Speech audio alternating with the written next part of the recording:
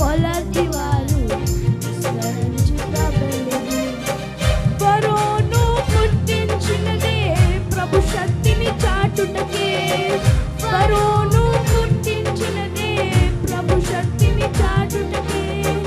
కిరీటం కావాలంటే ఫరోలు రావద్దా?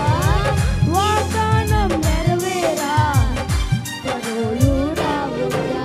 శ్రమలే నా అతిశయం, శ్రమలోనే ఆనందం, శ్రమయందే ఉత్సాహం, విశ్వాసమే నా బలం.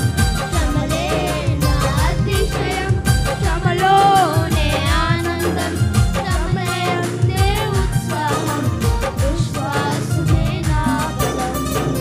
విత్తనం విరగకపోతే ఫలించునా?